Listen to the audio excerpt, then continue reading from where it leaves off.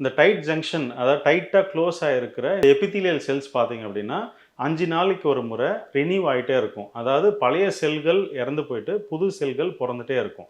இந்த புதுப்பிக்கிற செல்ஸோட வேகம் குறையும் போது அதில் சின்ன சின்னதாக ஹோல்ஸ் விழும். அதில் பார்த்தீங்க அப்படின்னா அதுதான் லீக்கி கட் அப்படின்னு சொல்லுவாங்க. அதாவது நம்ம சாப்பிட்ற உணவுலேருந்து ஜீரணமாகாமல் அந்த கழிவுகளோ இல்லை கிருமிகளோ அப்படியே நம்ம வந்து உடம்புக்குள்ளே போகிறது தான் வந்து அந்த லீக்கி கட் சிண்ட்ரோம் அப்படின்னு சொல்லுவோம். ஸோ இது வந்து எதனால் ஏற்படுது அப்படின்னு பார்த்தீங்கன்னா ஃபஸ்ட்டு காரணம் என்னன்னு பார்த்தீங்கன்னா ஆன்டிபயோட்டிக்ஸ். நீங்கள் வந்து ஃபீவர் இருக்குது, கோல்டு, காஃப் இருக்குது அப்படின்னா நீங்கள் ஆன்டிபயோட்டிக்ஸ் எடுத்து அதை சப்ரஸ் பண்ண பார்ப்பீங்க.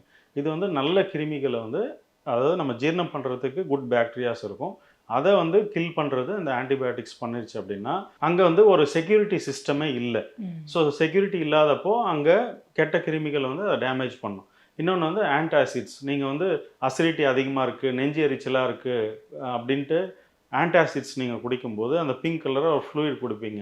அதில் வந்து பார்த்தீங்கன்னா அலுமினியம் ஹைட்ராக்சைடு இருக்குது. ஸோ அது வந்து ஒரு முக்கியமான காரணமாக இருக்குது. அதுக்கப்புறம் பார்த்தீங்க அப்படின்னா இந்த ஜெனட்டிக்கலி மாடிஃபைடு ஃபுட்ஸ் அப்படின்னு சொல்லுவாங்க.